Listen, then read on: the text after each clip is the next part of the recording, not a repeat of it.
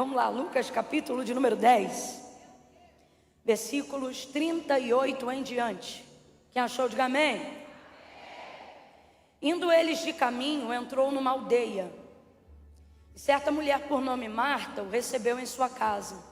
E tinha esta uma irmã chamada Maria, a qual, assentando-se aos pés de Jesus, ouvia a sua palavra. Marta, porém, andava distraída em muitos serviços. Aproximando-se então do Senhor, ela disse: Senhor, não te importas que minha irmã me deixe servir só? Diga-lhe, pois, agora que se levante e me ajude a servir. E respondeu-lhe Jesus: Marta, Marta, estás ansiosa e preocupada com muitas coisas. Olha para a tua irmã e diz assim para ela: muitas coisas.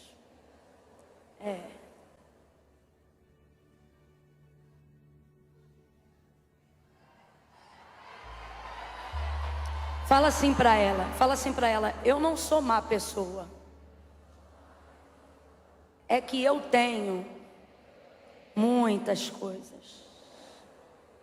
Fala assim para ela: eu não sou preguiçosa. Eu não sou murmuradora. É que eu tenho tanta coisa. Fala assim para ela: eu não sou reclamona. Eu só estou exausta. Estou cansada. Fala assim para ela: se eu te contar como é que foi meu dia ontem.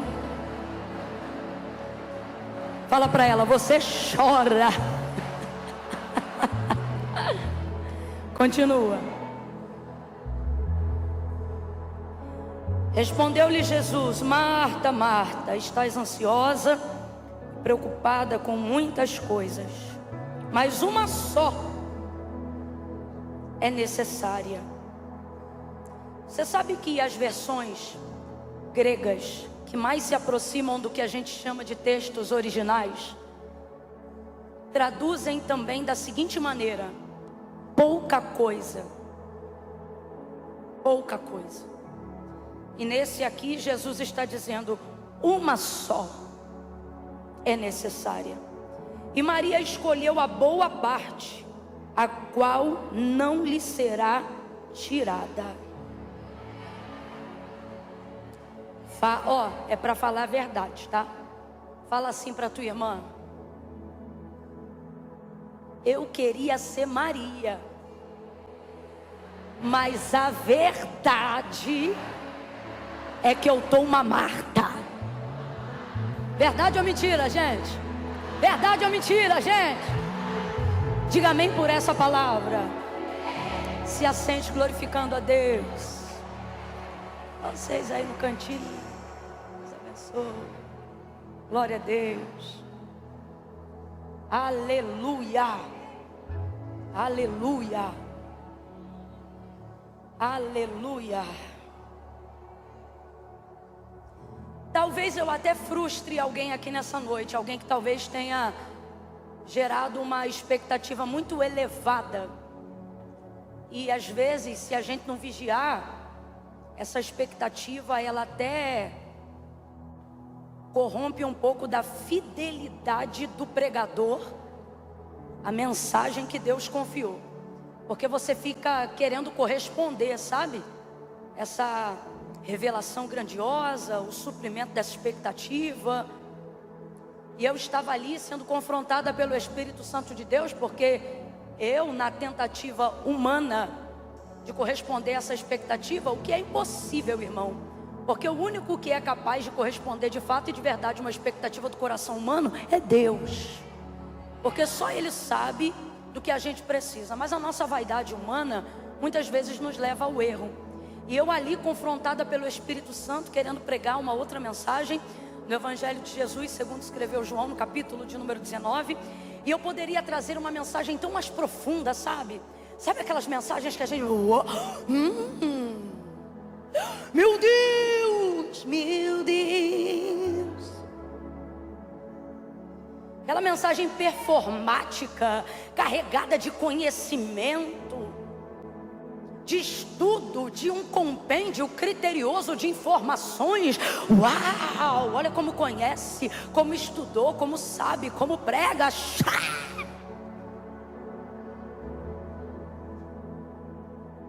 E o Espírito Santo falando comigo tão claramente, dizendo assim: eu não quero a tua performance, eu quero a tua utilidade no meu reino.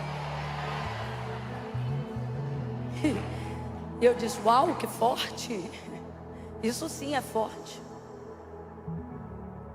Me lembrei, por exemplo, enquanto ele me confrontava com essa palavra da igreja de Éfeso, uma igreja de muita autoridade na área do conhecimento, uma igreja muito próspera, muito bem sucedida naquilo que fazia. Mas o Senhor, ele disse para ela: tenho porém contra ti que deixaste o primeiro amor.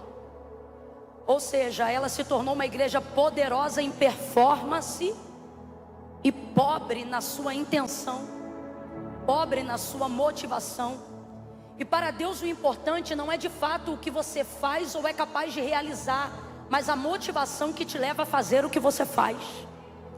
A verdade é que muitas vezes dedicamos um tempo demasiado para poder enaltecer a maneira como queremos ser vistos pelas pessoas e não a maneira como Deus quer nos mostrar. Então utilizamos uma entrega absurda da nossa energia.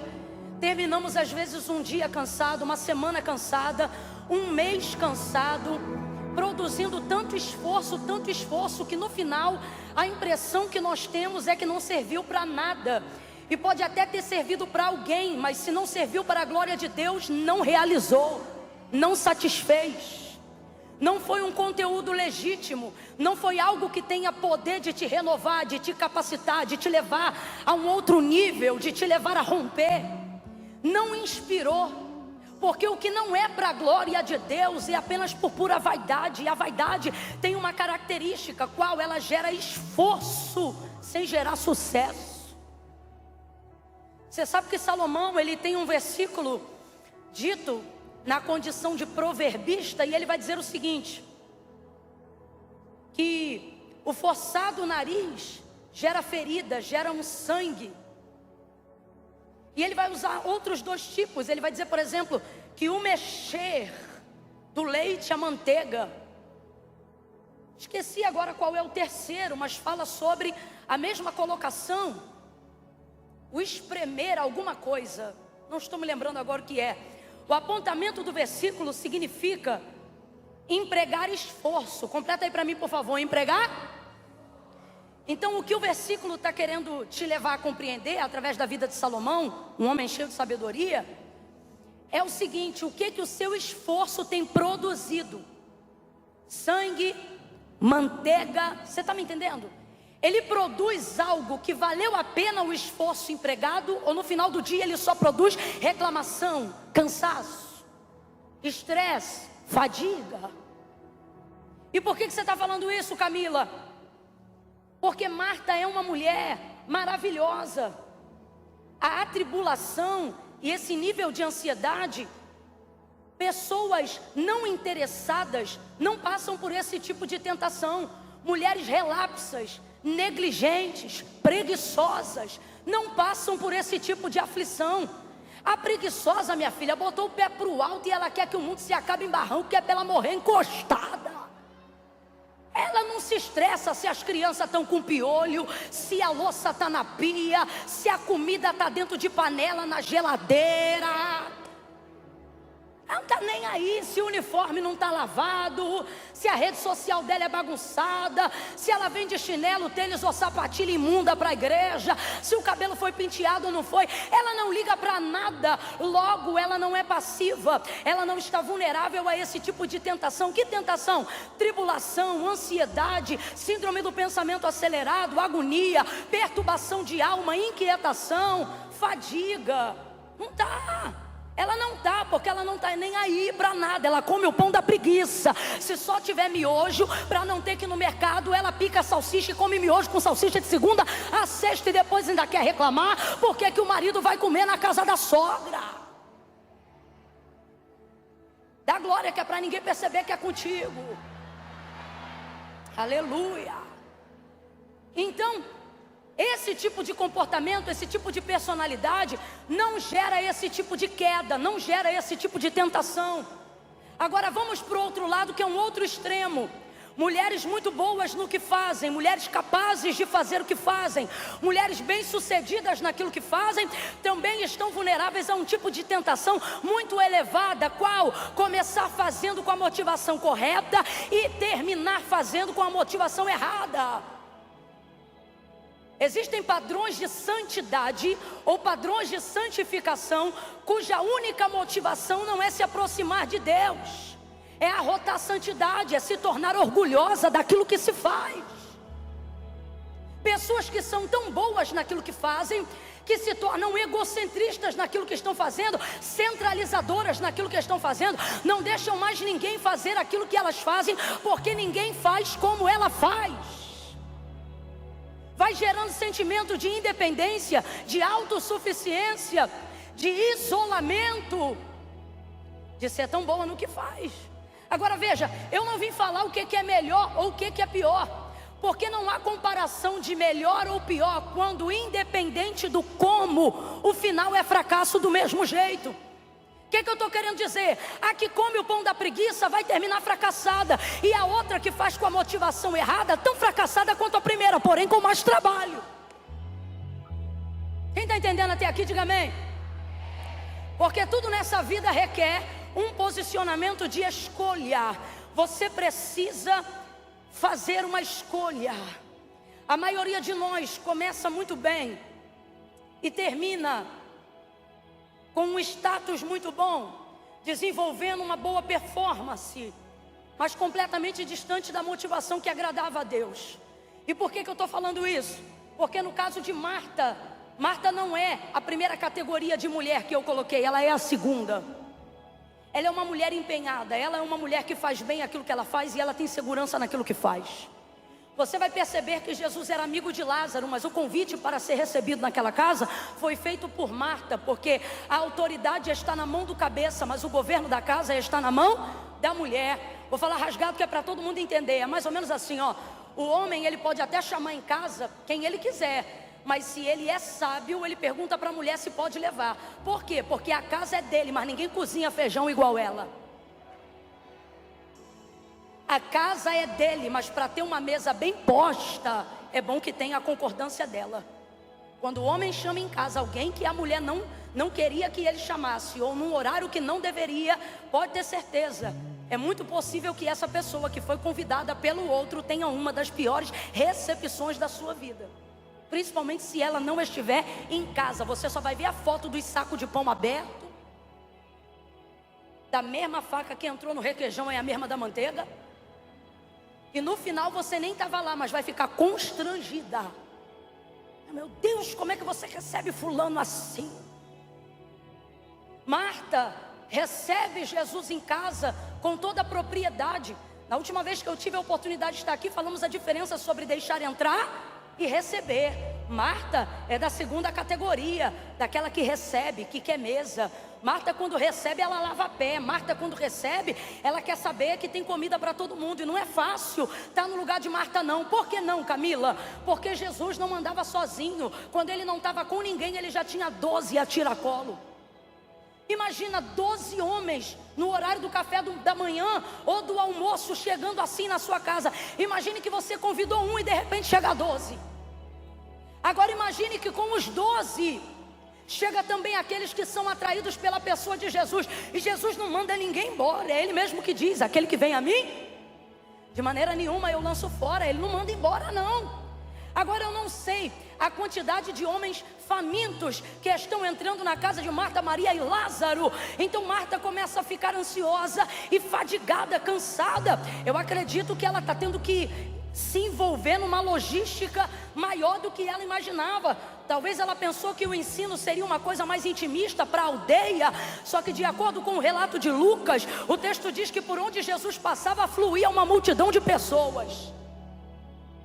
Então é gente para tudo que é lado, é gente na janela, é gente na porta, é gente no tapete, é gente perto da cozinha, é gente no vaso da latrina, é gente para tudo que é lado, e ela sozinha cuidando de tudo. Só que Maria, quando vê Jesus, o texto diz: e quedava-se O texto mais próximo no grego significa isso, quedava-se. O que é isso? Ela não mediu nada, ela foi direto aos pés de Jesus. Ela não quis saber de nada. Ela aproveitou uma oportunidade única, que ela sabe que jamais havia tido antes e não sabia se ia ter de novo depois.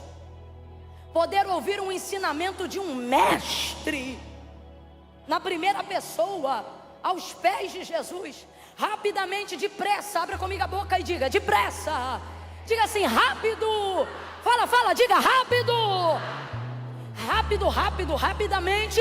Ela vai aos pés de Jesus e se assenta como uma pedra. E ninguém tira ela dali. E Marta, tadinha, igual uma formiguinha para lá e para cá. Mulheres úteis são mais passivas de serem estressadas, mais vulneráveis de ficarem destemperadas. Pergunte para a maravilhosa, que levantou hoje com a casa arrumada, café já posto, cabelo escovado, drenagem em dia, escolheu a paleta, veio para o culto de carro, com o motorista dirigindo.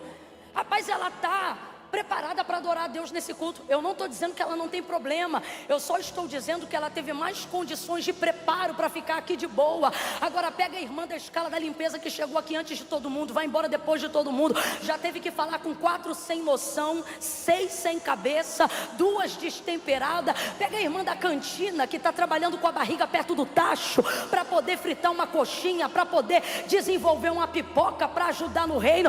Fala com o porteiro, ou com aquela que está dando uma ajuda, um apoio no estacionamento, para poder trazer as pessoas para cá. Dá uma olhada e vai ver como é que está o cabelo dela, vai ver como é que está a vida dela. Pergunta como é que foi o dia dela, não pergunta não. E você vai compreender o porquê que às vezes você dá uma paz do Senhor e ela diz, amém, entra. Ela não é ruim, ela só está cansada, porque a gente ruim não trabalha. Gente ruim não se voluntaria, gente ruim não convida, gente ruim não serve. Eu vim pregar para as emocionadas. Eu não vim dar respaldo a Marta, porque Deus não deu. Jesus deu respaldo para Maria. Mas eu preciso lembrar que para Maria ter a oportunidade de ouvir uma palavra que ela nunca ouviu e receber o que ela nunca recebeu, ela precisou de uma Marta para convidar Jesus. E quem é Marta? Marta é uma emocionada, não parece? Porque ela está ocupada com o trabalho, mas Marta é uma emocionada. Eu ousaria dizer que muito provavelmente Marta é uma sanguínea, colérica. Por que, Camila? Porque é aquela pessoa que toma decisões a princípio por emoção e só depois vai pensar na logística. Agora, o reino de Deus não é constituído por cálculos, mas por fé. E fé tem a ver com decidir primeiro e saber como é que vai fazer depois. E Marta é dessas. Olha para quem está do teu lado e diz, não fala de Marta não. Não fala de Marta não. Quem fala de Marta é Jesus. Ninguém pode falar de Marta não, porque se ele entrou na casa foi porque ela chamou. É sanguínea?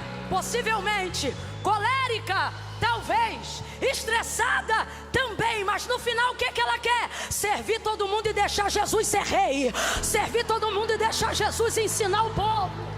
Agora, assim como a maioria de nós que estamos aqui, não é a intenção que nos leva ao erro, é o método que a gente utiliza para fazer o que queria. A intenção dela é boa, é a melhor de todas. Sem ela, muito possivelmente ninguém estaria desfrutando daquele ambiente inédito, novo, maravilhoso. Imagine o que é receber Jesus em pessoa em casa, gente. Meu Deus. Imagine. Agora, o que é isso? Eu vou contar de 1 a 3 e você vai dizer assim, emoção. Quer ver? 1, 2, 3, diga. Você vai olhar para a tua irmã e vai dizer assim para ela, eu não sou ruim, eu só sou emocionada. Eu sou emocionada. Como assim emocionada? Vou te dar um exemplo. Você chama uma irmã que mora longe da tua casa e diz assim, vamos no Shine. Aí ela diz assim, menina, não vai dar para eu ir não, eu estou sem carro. Aí na emoção você esquece como é a pauleira da tua rotina. E você diz, eu passo aí. no dia você lembra a contramão que é pegar ela para vir para Alphaville. Resultado, tu ia fazer escova, não fez, ia fazer unha, não fez, porque teve que sair correndo para poder pegar ela, para cumprir a palavra. Chegou um tanto estressada, suada, já tem uma rodela de pizza de suor debaixo do teu braço, mas no final dá tudo certo. Aí alguém pensa, você é muito estressada. Não é que eu sou estressada, eu sou emocionada. Nós somos 4 amigas extremamente próximas. Eu, Gabriela Lopes, Raquel Lima e Midian. Midian fleumática. Midian faz praticamente o papel do Espírito Santo em nosso meio, mediando tensões, apaziguando, concordando. Quantas vezes ela calou a fúria de uma ira com uma comida, do nada, quando a briga começa ela chega, olha o que eu fiz. E aí o bolo aquieta a tempestade. Que bolo gostoso. Gabriela Lopes, sanguínea, hemorrágica. Fez outra, é ferro afiando ferro. Raquel também é sanguínea, mas entre nós a gente brinca, é a mais emocionada de todas. Vou dar um exemplo. Quando nós começamos a nos juntar para organizar as coisas da conferência, tiramos então algumas horas do dia, porque todo mundo tinha compromisso. E uma das maiores dificuldades na unidade desse propósito é viver uma coisa que não diz respeito ao ministério que o Senhor confiou a cada uma, mas a um propósito que Deus entregou a todas. Então conciliar os horários de agenda é uma loucura. Então, para a sessão de foto da abertura da conferência que precisávamos abrir para divulgação, marcamos então mais ou menos 6 horas. E talvez você pense, Camila, é muito. Não é tanto quando você tem que organizar todo o conteúdo de mídia em um único dia para todo um evento. E aí eu falei, olha, nós só vamos ter tantas horas. Raquel entende de moda. Raquel, quais são as cores? Paleta tal, tal, tal, tal. Então tá bom, só vai ser essas roupas, tal, tal, tal. Aí daqui a pouco chega a Raquel dizendo, gente, eu montei um cenário de piquenique, outro na cozinha, outro. Eu falei, Raquel, não vai dar. Não vai dar. Claro que vai dar, eu trouxe isso, trouxe aquilo, trouxe isso, trouxe aquilo. No final a gente deu glória a Deus que conseguiu fazer as fotos mais básicas que precisaríamos fazer para a divulgação da conferência, bem como do livro e etc, e etc. E Raquel arrasada porque trouxe toalha de piquenique, trouxe não sei. A Raquel ia fazer foto até para o Natal. Tô te falando, já ia deixar tudo pronto. Raquel, te amo. E aí a gente começa a dizer, Raquel, tu é emocionada. Agora você vê, a gente tem pouco tempo de sono, Então quando a gente calha de estar junto no mesmo evento, sobretudo hospedadas no mesmo hotel, a gente já começa a tramar na emoção o que a gente vai fazer. Na emoção a gente começa no grupo de WhatsApp. Vamos na beira da praia, vamos tomar café em tal lugar, vamos acordar mais cedo, vamos dormir mais tarde, vamos ficar no quarto da fulana, no quarto. Irmão, quando a gente chega, aí a gente termina dizendo por emoção. Emoção era o que a gente queria fazer, mas o planejamento não dava. Volta para Marta e você vai entender de novo quando eu digo que isso é emoção. Agora veja, usando o exemplo das minhas amigas que eu usei aqui, só para facilitar a compreensão do que eu quero dizer, a Raquel é a mais emocionada, mas é a que mais coloca na gente impulso para conseguir realizar as coisas que a gente quer realizar, mesmo quando a logística não cabe. Por quê? Porque o reino de Deus é tomado à força. Então se você não tiver alguém que te inspira, alguém que viaja na maionese, vai faltar o esforço necessário para fazer a obra necessária. Agora, junto com esse esforço, vão vir uma série de distrações, muitas coisas para atrapalhar você de acertar o alvo. A intenção de Marta foi a melhor de todas. Sem ela o caminho não teria sido tão bem preparado para que Jesus entrasse naquela casa e pudesse ensinar tantas pessoas, curar tantas pessoas, abençoar tantas pessoas, anunciar o reino de Deus para tantas pessoas. Só que quando ele chegou, a logística que envolvia aquilo mexeu com a cabeça de Marta. E Marta agora vai cometer um equívoco, um erro. Eu disse um erro que a maioria daqueles que querem servir a Deus e o seu reino bem, também tendem a cometer. E eu quero falar uma coisa antes de falar que erro é esse. Primeiro, um erro não deixa de ser um erro só porque é cometido sinceramente.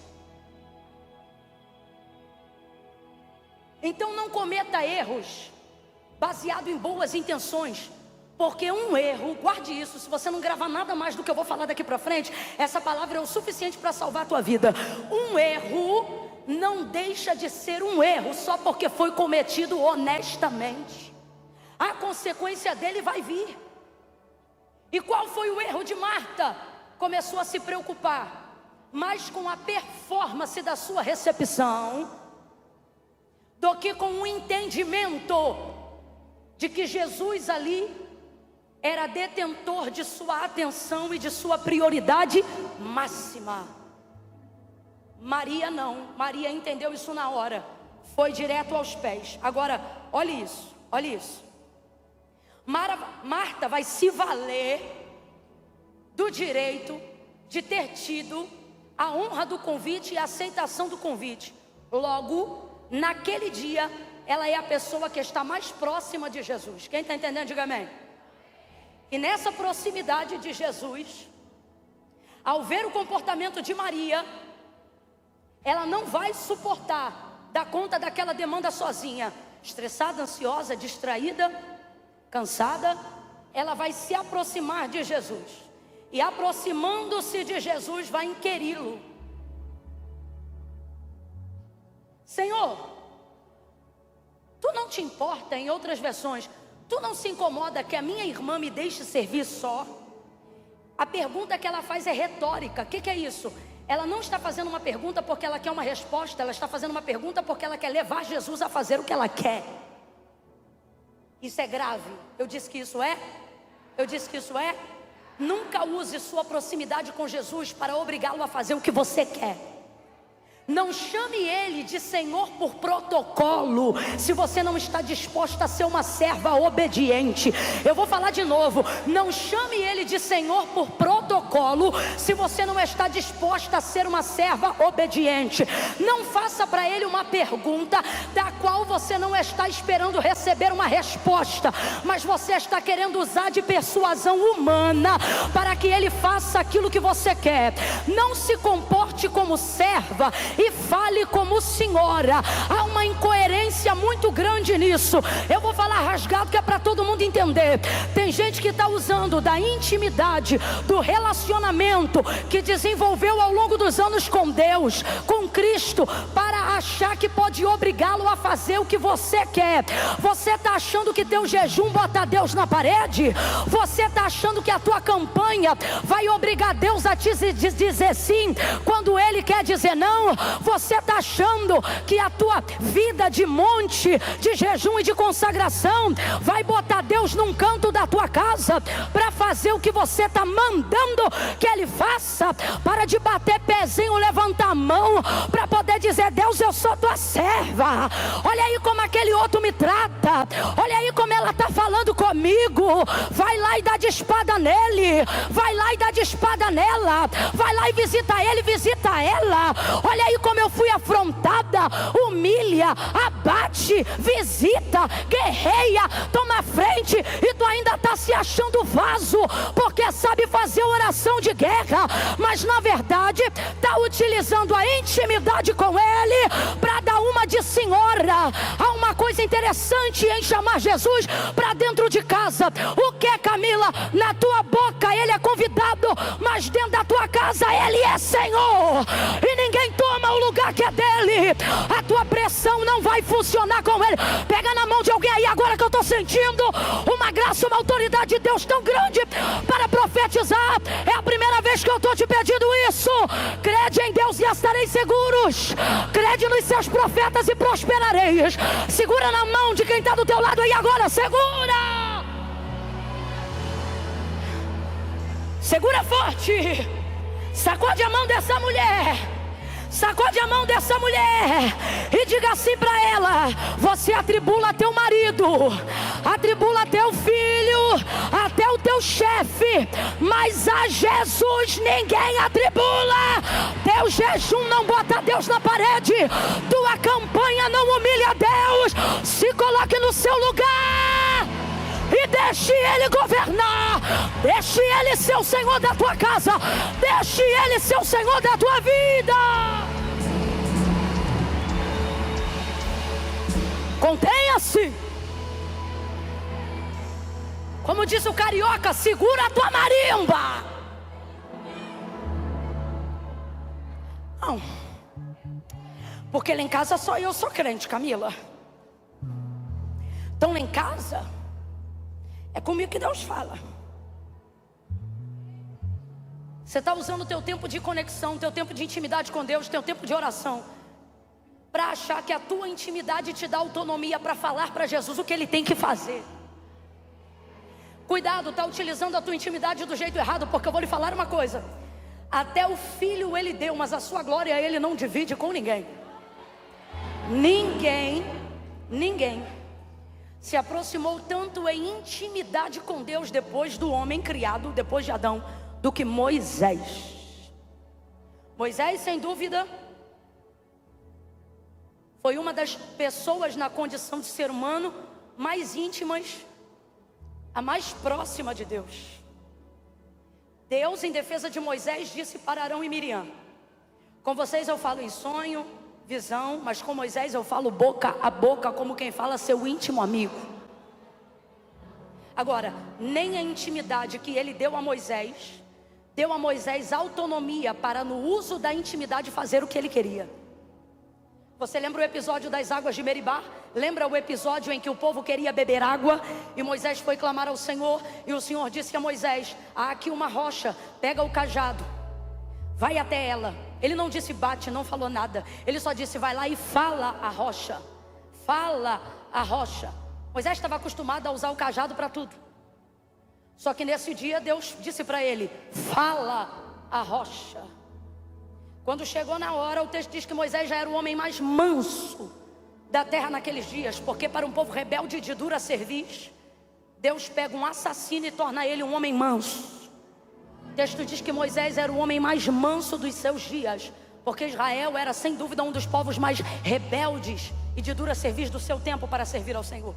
Aquela geração começa a perturbar, a azucrinar o juízo de Moisés. Não tinha cova no Egito para que fosse necessário nos trazer até esse deserto, para que nossos cadáveres ficassem estendidos aqui sobre esse lugar. Lá nós tínhamos tanta coisa e aqui nem água tem. Ele já tinha de Deus uma direção, qual? Vai até aquela rocha e fala a rocha e ela vai dar água de beber. Só que quando chegou lá, do caminho aonde ele recebeu a direção de Deus, até a rocha, a quem receberia a ordem da sua fala para gerar água, eu não sei que nível de azucrinação fizeram na mente de Moisés, que ele já chegou na beira da rocha estressado, e ao invés de falar a rocha, ele feriu a rocha, e por 2 vezes acertou com o cajado na rocha, e isso deixou Deus irado. Deus vai se manifestar a Moisés e vai dizer para ele: Moisés, eu te disse fala e você feriu. Por causa disto você verá a terra lá de cima, a terra que eu jurei a Abraão que daria aos seus descendentes, mas tu não colocarás o teu pé lá. Ou melhor, você não entrará lá com o povo. Perdeu uma oportunidade desejada há 40 anos quase. Por quê? Porque nem toda a intimidade do mundo que eu desenvolva na minha vida de oração com Deus, nem toda a intimidade do mundo que eu desenvolva na minha proximidade com Deus, ela jamais deve ser utilizada para, abre aspas, impelir, fecha aspas, Deus a fazer o que Ele quer e não o que eu quero. Vou falar algo muito forte, atente os seus ouvidos, porque eu particularmente acho isso uma chave. Durante muitos anos, quando conhecemos ao Senhor, desejamos servi-lo. Então, quando estamos na caminhada, alguém pergunta para a gente: o que você é? Você diz: eu sou uma serva de Deus, eu estou servindo, eu sirvo Deus, eu sirvo o seu reino. E a gente ama servir a Deus, e depois a gente se acostuma a servir a Deus do nosso jeito. Se você serve na água, você vai servindo a água.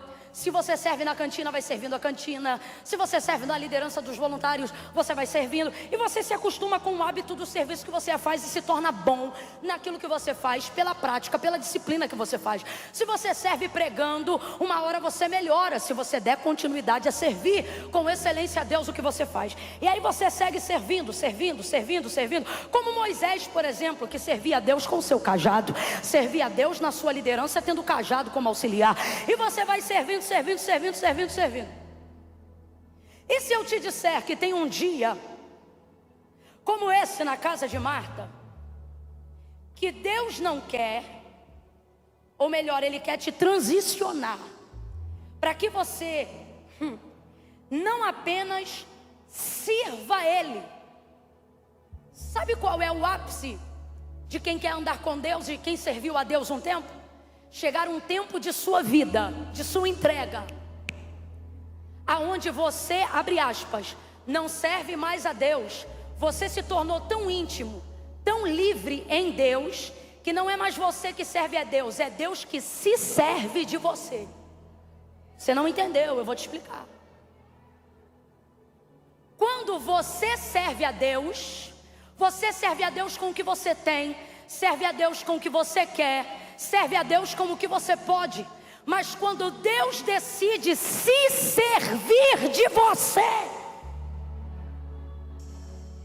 Ele utiliza em você coisas das quais você nem sabia que tinha utilidade, ferramentas que você não tinha desenvoltura. Imagine que a vida inteira você trabalha segurando uma espada, mata segurando uma espada, se defende segurando uma espada, desembainha a espada, é hábil em espada. Então você serve a Deus com a sua espada. Aí de repente um dia você diz: Deus, assim é como eu sei te servir, isto aqui é o que eu tenho para te servir. Mas servindo a Deus muito tempo, Deus um dia olha para você e diz assim: agora eu quero me servir de você. Aí você pega a espada e diz: estou aqui, Deus. E Deus diz: deixa a espada aí. E você diz: como assim deixa a espada aí? Todos esses anos eu te servi com a espada. O Senhor sabe que eu não sei manejar arco e flecha. O Senhor sabe que eu não sei manejar funda. Eu só sei usar a espada. E é nessa hora que a maioria das pessoas não entendem o porquê que Deus te fez íntimo. Elas pensam: vou continuar usando a espada. Por quê?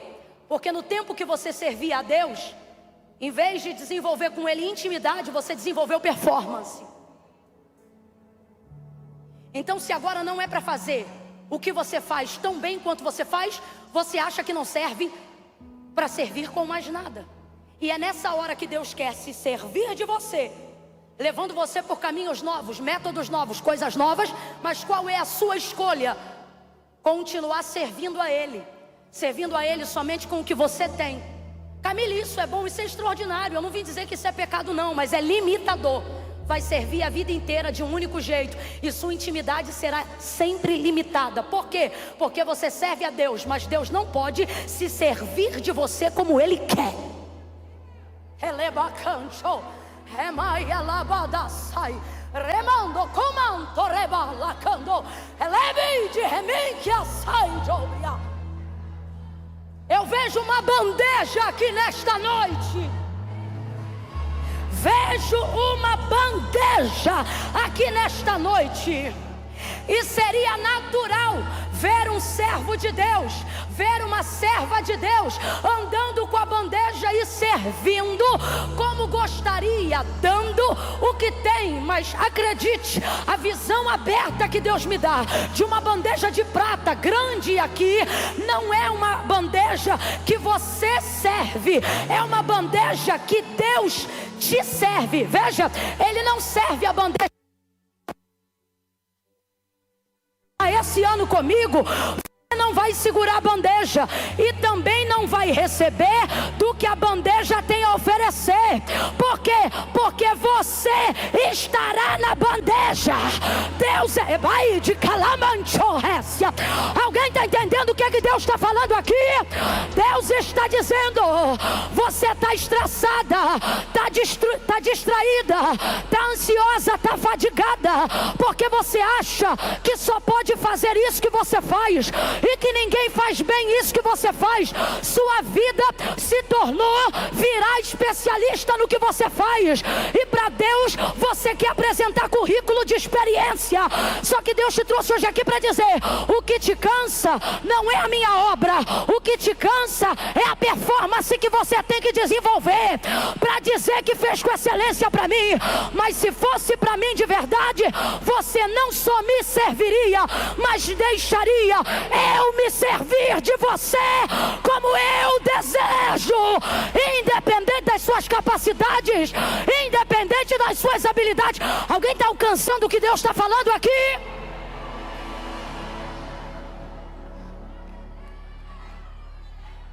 Tenho servido ao Senhor há anos.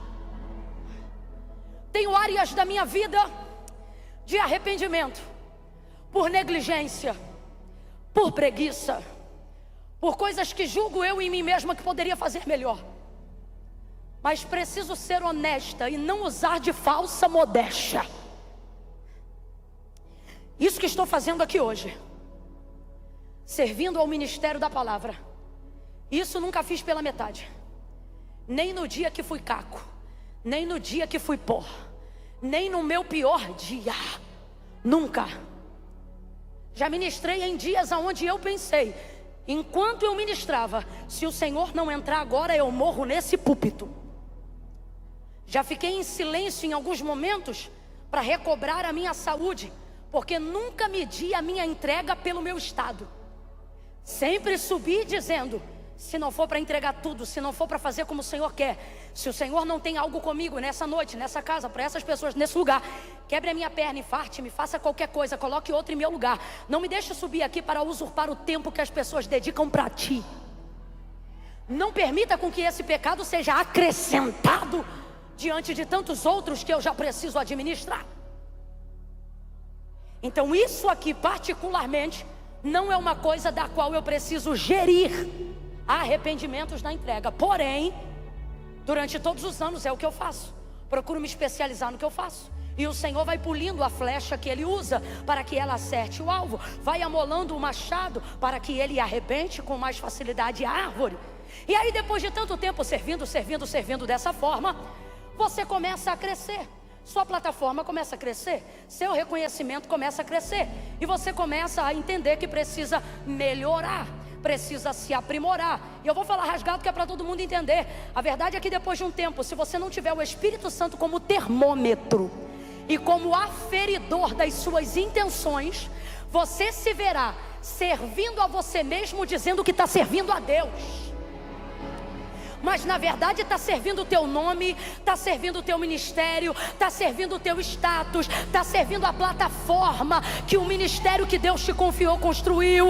E no final do dia você só vai ficar cansado. Eu sei do que eu estou falando, mas eu também conheço a outra parte, a parte do Deus que chega e diz assim: olha, o que você fez bem, a sua entrega eu recebi, mas que tal transicionar comigo? Que tal o coração, as mãos de Marta continuarem a ser mãos de Marta, mas agora terem um coração como o de Maria? O que tal? E eu digo: Deus, como é que eu vou fazer isso? E Ele diz: até aqui você me serviu, mas agora eu quero me servir de você. E eu digo: Deus, como é que é isso? Ele diz: para mim você entrega o que eu te dei, para mim você entrega o que você sabe fazer, mas agora não vai ser mais assim. Agora o que eu estou te perguntando é: posso pegar de você o que eu quiser, até o que você acha que não é boa, até o que você acha que não presta, até o que você acha que não tem autoridade e habilidade. Deus está dizendo: posso pegar a sua voz para cantar um hino, mesmo sabendo que você não é cantora. Posso pegar a tua boca para colocar a tua voz numa caixa de som em praça pública bíblica e fazer uma oração a Deus, mas eu acho que esse não é meu chamado. E Ele está dizendo: a totalidade, a plenitude do teu chamado não é o que você me entrega, é quando eu tenho liberdade para pegar de você o que eu quiser. É nessa hora,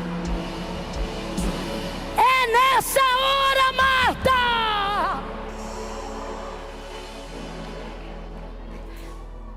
Ninguém lava a louça como você, Marta. Ninguém cuida da casa como você, Marta. Ninguém é boa na gerência dessa empresa como você, Marta. Eu sei que o que você está fazendo sobre a justificativa de que é por mim. E não é que é ruim o que você está fazendo, mas o que você está fazendo está gerando em você esse sentimento, porque a verdade é que no caminho você está fazendo isso porque não quer que ninguém saia falando mal da tua casa. A verdade da verdade é que no caminho você só está fazendo o que está fazendo, como está fazendo, porque não quer que ninguém saia reclamando que não comeu. Quem aqui já administrou uma festa que não desfrutou da festa, para ter certeza que todo mundo estava comendo na festa, para que ninguém... Aí você diz: não, é porque eu quero que todo mundo saia satisfeito. Mentira, é porque você não quer que ninguém saia falando mal, dizendo que não comeu na festa que você administrou. Quem está entendendo, diga amém. Você sabia que não tem mais do que 15 anos que prioridade ganhou um S na colocação das palavras, na forma como a palavra é aplicada? Prioridade se refere a algo que é único. Vamos lá? Prioridade se refere a algo que é? Algo que é? Logo, quando você aplica a palavra prioridades, ou melhor, prioridade, você não pode colocar S, ou não deveria. Não deveria. Porque prioridade se refere àquilo que é? Aquilo que é único pode ir para o plural? Bora! Aquilo que é único pode ir para o plural? Pode? É único! Então, se prioridade se refere ou diz-se respeito ao que é único, por que de 15 anos para cá você quase não ouve ninguém falando prioridade, mas ouve as pessoas falando prioridades? Porque você estabeleceu um escopo de coisas únicas, o que também seria errado, porque o que é único e não deveria ser utilizado no plural, na propriedade da palavra. Mas por que isso acontece? Porque você não quer deixar Deus se servir de você. Você só quer servir a Ele como você quer e se julga capaz de ser, para que assim você também continue sendo capaz de fazer tudo o que você não quer abrir mão de fazer. Só que quando você escolhe Jesus para ser o seu Senhor, você tem que entender que toda escolha gera perda. Eu vou contar de 1 a 3 e como um gatilho mental você vai guardar essa frase para sempre. Qual frase, Camila? Você vai dizer assim, ó: escolher é perder. Não contei até 3 ainda. Marta, ansiosa. Quando eu disser 3, você vai dizer assim: escolher é perder. É 1, é 2, é 3, diga aí. Sempre que você escolhe uma coisa, você perde a possibilidade de ter as outras.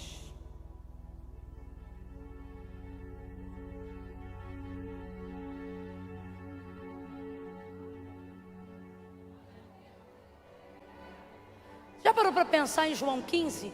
Não fostes vós que escolhestes a mim, mas eu? Sabe o que ele está dizendo? Eu tinha outras opções, mas eu escolhi você. Você não é uma combinação aleatória de fatos. Você é e foi uma escolha. Escolha.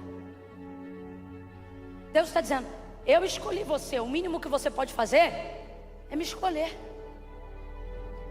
Não como uma opção entre tantas outras, ou a falta de opção, perdão, mas como a escolha que você decidiu ter. E uma vez que você escolheu Jesus, você tem que entender uma coisa que não é fácil de falar, menos ainda de ouvir, mas eu vou ter que dizer. para Deus é assim, ó. Ou você dá para Ele o primeiro lugar, ou Ele não se senta em nenhum outro. Não tem como você dizer assim, ó. Não, Deus é o Senhor da minha vida, mas sua vida está repartida em setores, aonde esses setores disputam o lugar de Deus. E Deus está dizendo: você está pensando que eu vou ocupar o segundo lugar, o terceiro lugar? Você está pensando que eu vou me satisfazer com 80%? 50%, 90%, 98%? Não. Ele está dizendo: ou você me coloca num lugar único, ou eu não caibo em outro lugar.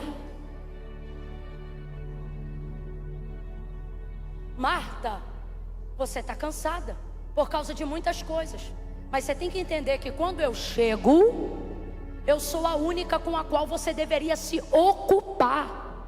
Olha para cá.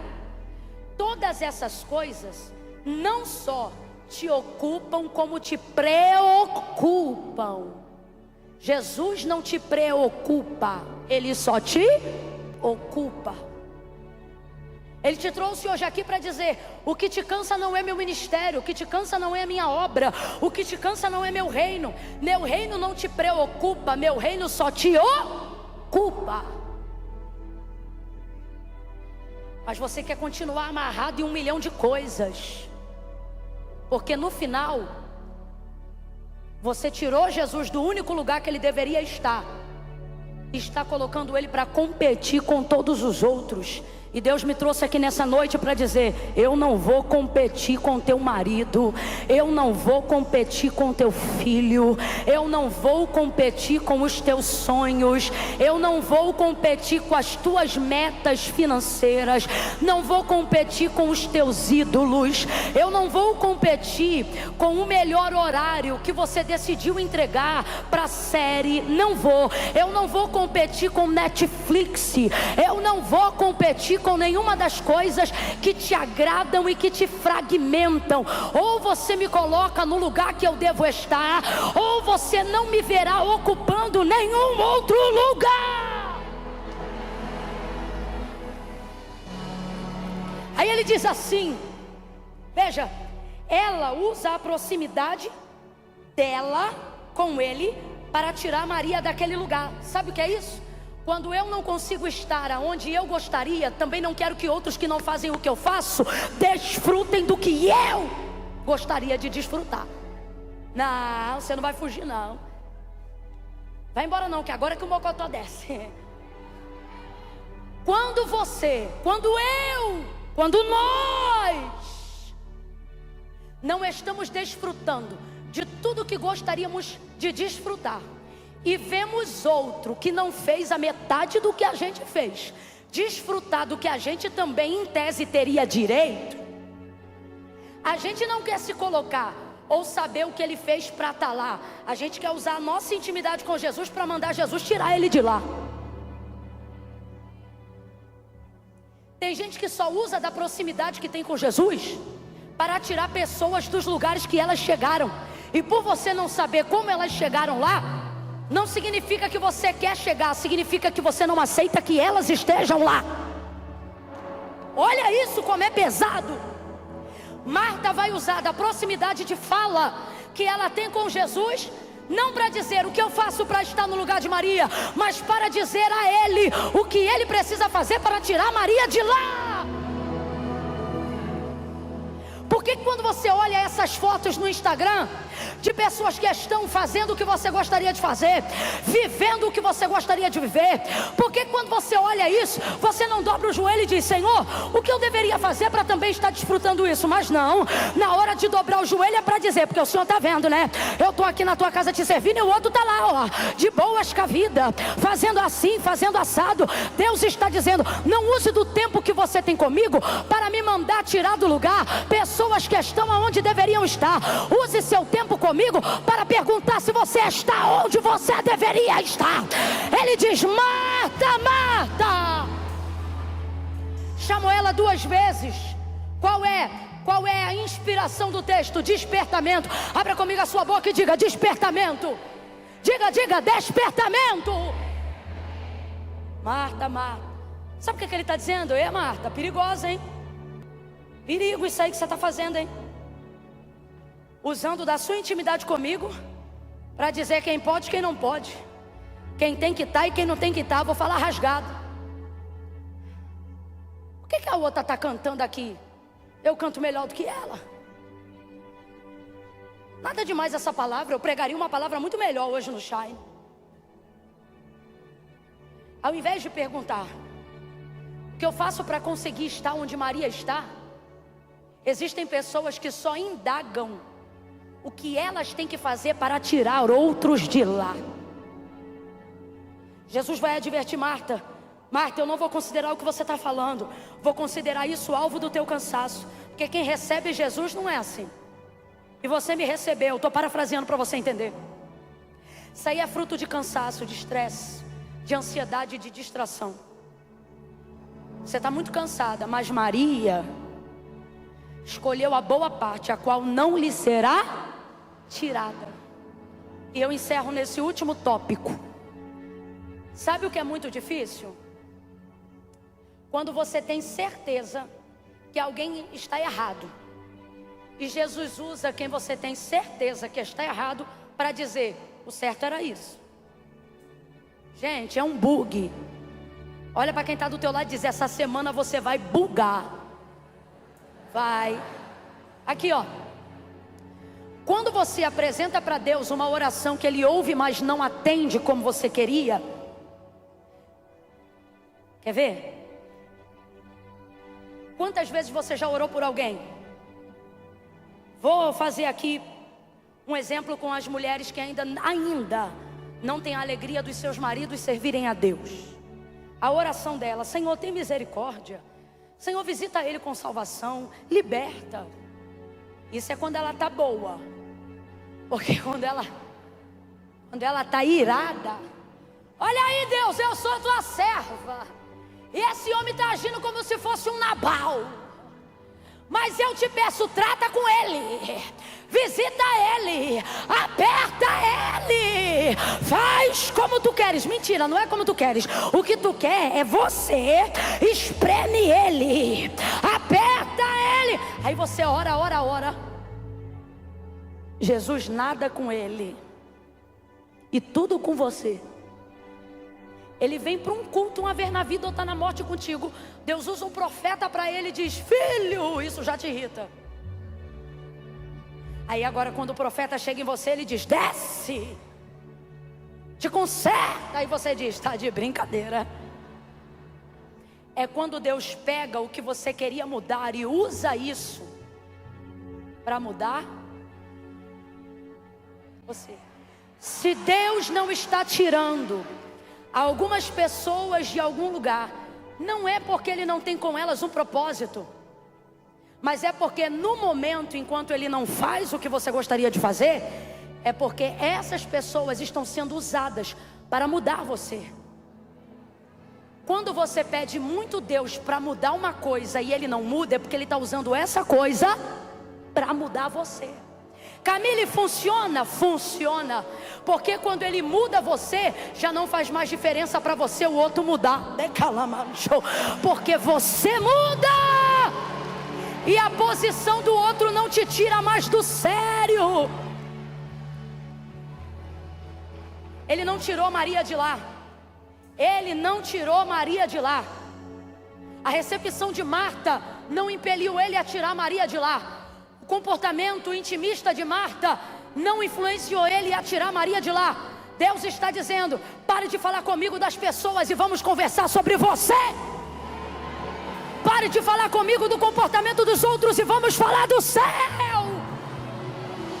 Use o seu tempo de oração para falarmos mais de nós e menos dos outros, e de como a vida deles afeta a sua.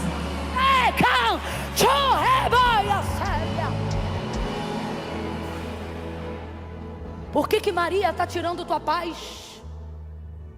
Por que a vida do outro é o tema do teu almoço?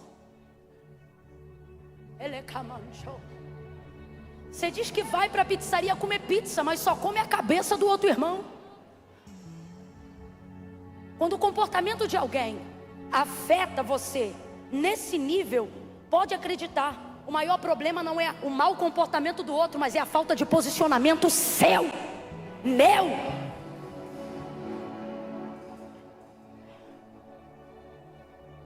Maria ficou ali e recebeu a boa parte, a qual não foi tirada.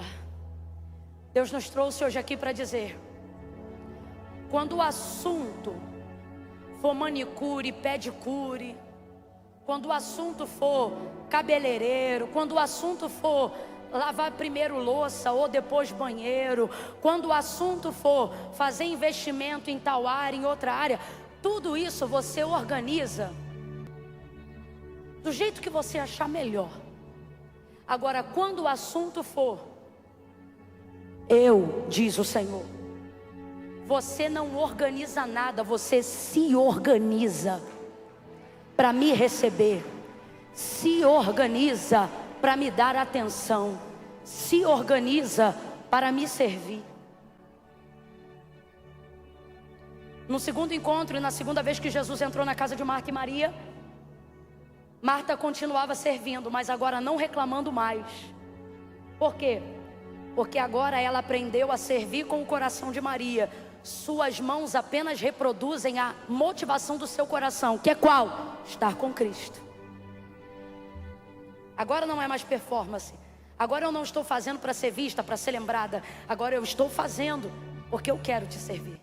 E Maria também continua ouvindo a palavra, mas agora ela também serve, se prostra. Então uma foi aprendendo com a outra. Tem um livro que eu confesso que ainda não li, mas eu amo o tema dele. Diz assim, ó: como ter um coração de Maria num mundo de Marta.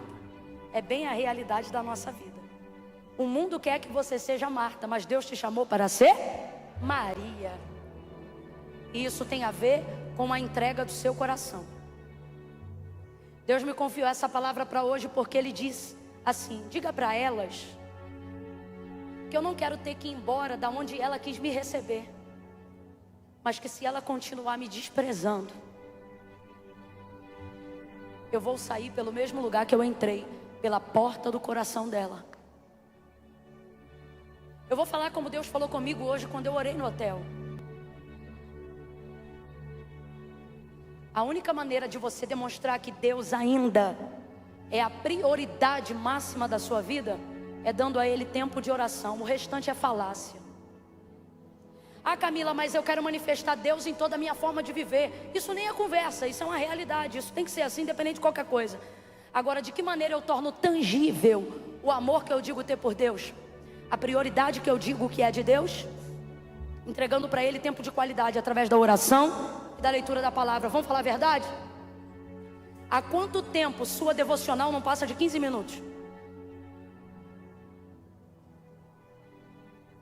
Você fala mais com a sua amiga do que fala com Deus. E quer dizer para mim que Deus é prioridade só porque você está aqui hoje na casa de Deus?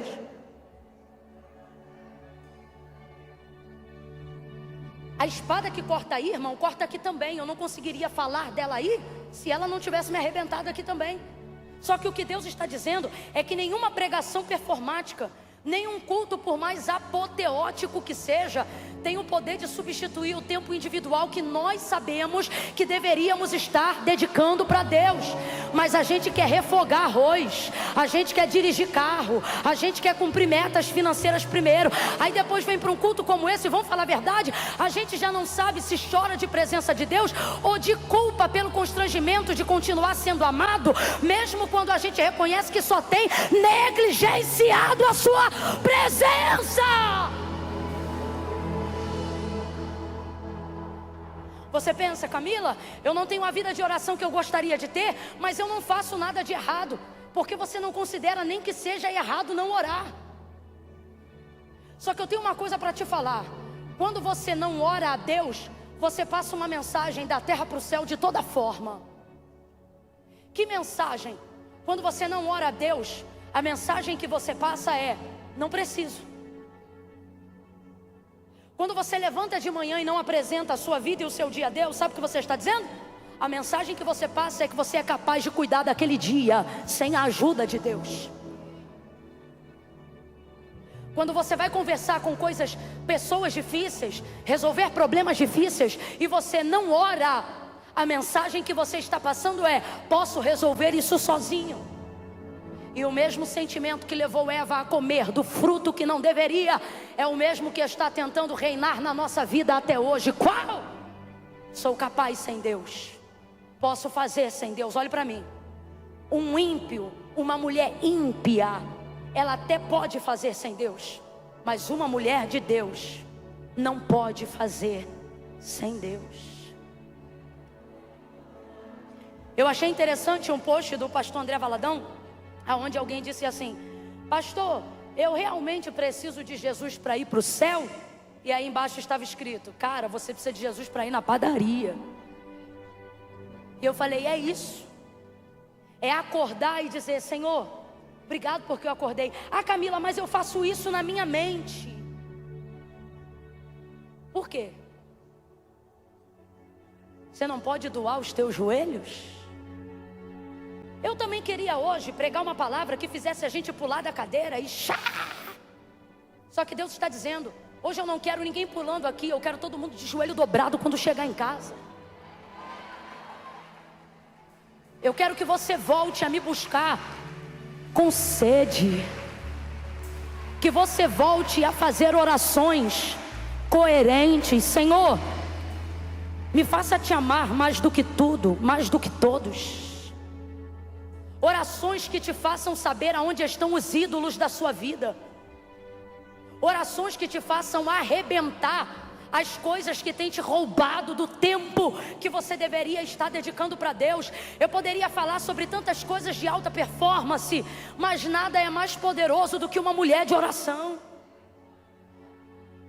Maria quedava-se, dobrava os joelhos diante de Jesus. Neste caso era para ouvir a sua palavra, e no nosso caso não é diferente. Eu vou falar como Deus está mandando. Ele está dizendo: há quanto tempo você não dobra os joelhos na minha presença, no secreto?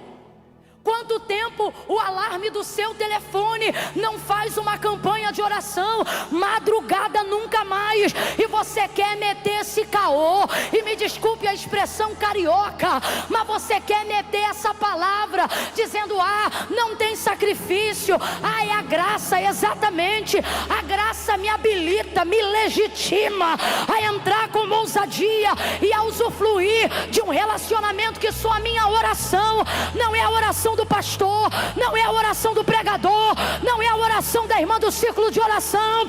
Existem lugares dos quais só a sua oração pode entrar, mas a roupa, a casa, o marido, os bens, os negócios, os filhos, o dinheiro está roubando o tempo do único Deus verdadeiro.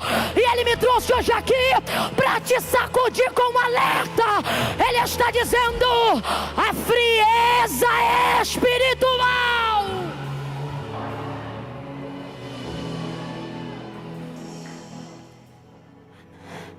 O dízimo não tira a frieza espiritual.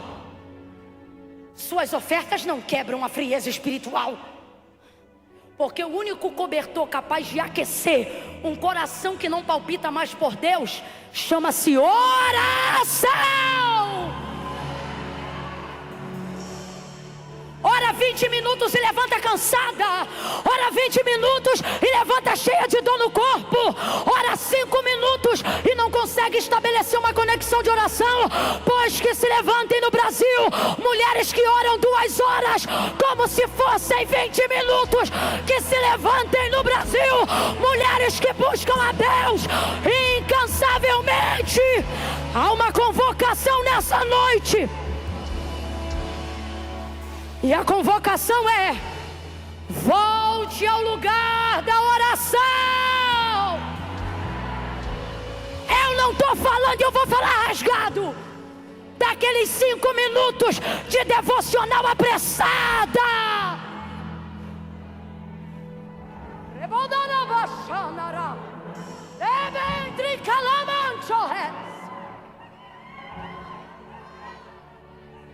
O chamado é individual, mas a oração é um dever de todos.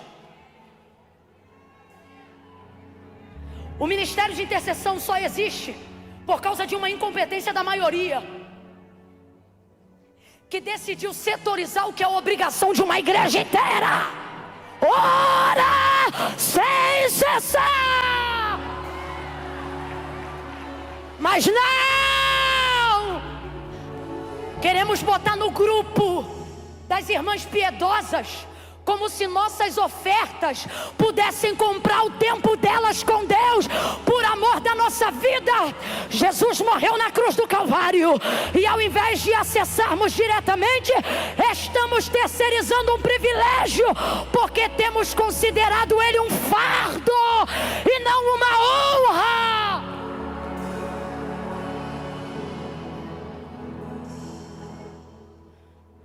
Orar não é um fardo. Orar é um privilégio.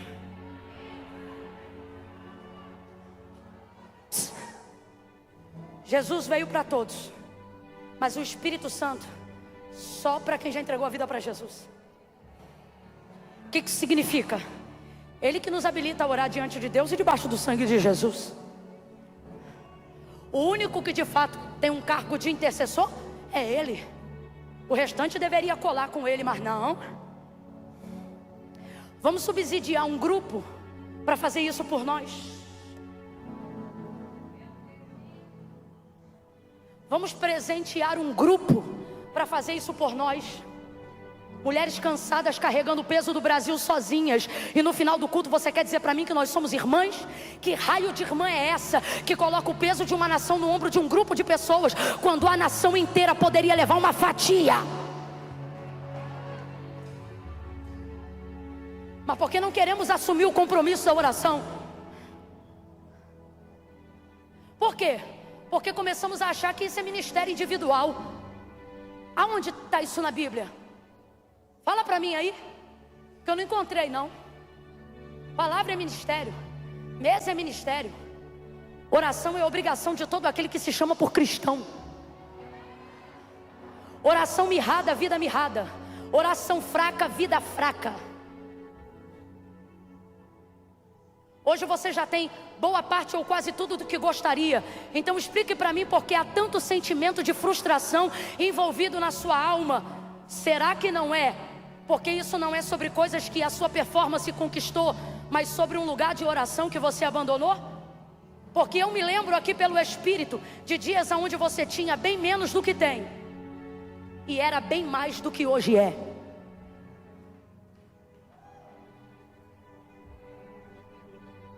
Há uma convocação de Deus para mim e para nós, não apenas como mulheres, mas quanto igreja. Volte à oração. Volte a esse lugar, não como um fardo, mas como um privilégio. Eu sou de um tempo onde a gente chegava 1 hora antes do culto começar, para que cada um tivesse a oportunidade de dobrar o joelho no lugar que fosse assentar, e ali debruçasse um tempo de oração. Sou da época que tinha um sininho no púlpito onde você tocava, que era para quem estava de joelho entender que o culto e a liturgia devocional ia começar. Por quê? Porque o lugar de culto é para todos, mas o lugar de oração deve ser secreto. Você e Deus. Eu vou falar como Deus está mandando. Não é mais remédio, não é mais terapia, não é mais dinheiro, não é mais network que você precisa. Deus está dizendo, você só precisa voltar a estabelecer um lugar, um tempo e 1 hora comigo. Um lugar, um tempo e 1 hora comigo.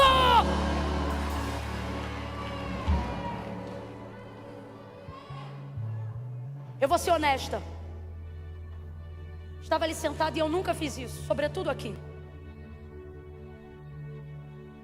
Falei, Deus, quero orar para que muitas mulheres reconheçam hoje o Senhor como único e suficiente Salvador. Foi a primeira vez que Deus disse assim para mim, chame aquelas que já me conhecem para saber se elas desejam fazer comigo um concerto.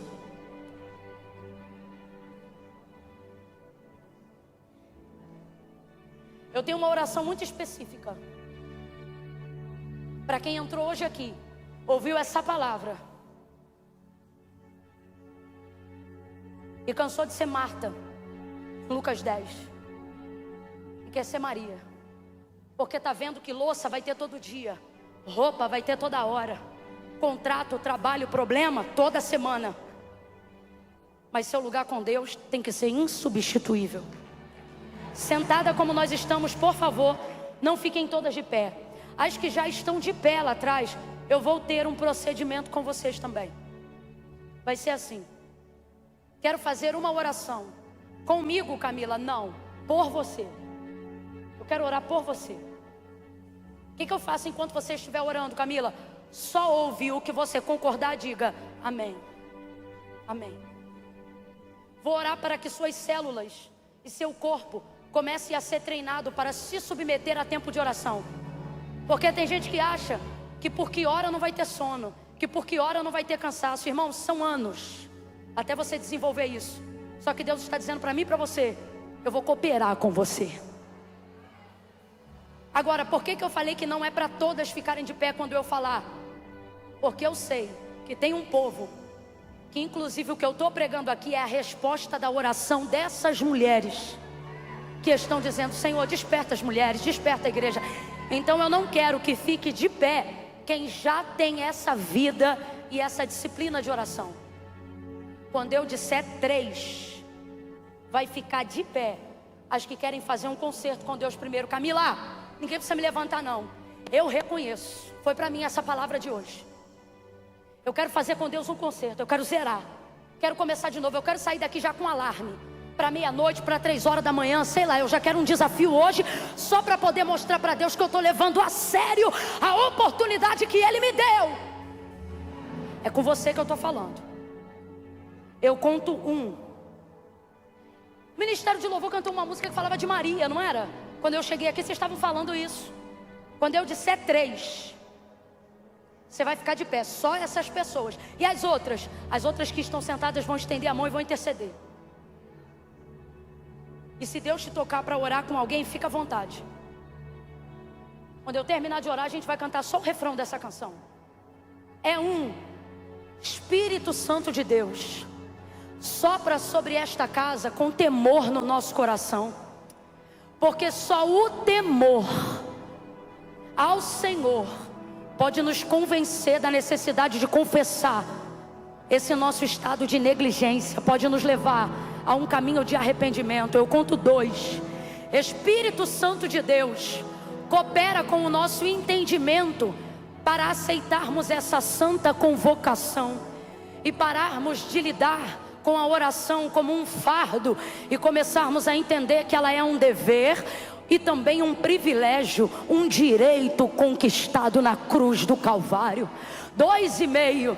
Espírito Santo, em nome de Jesus, em casa ou aqui, aonde houver uma mulher constrangida, convencida que essa noite é noite de concerto, se há nela em ti o desejo de se consertar e de se reconectar para um tempo nunca antes vivido de disciplina e de devocional até hoje.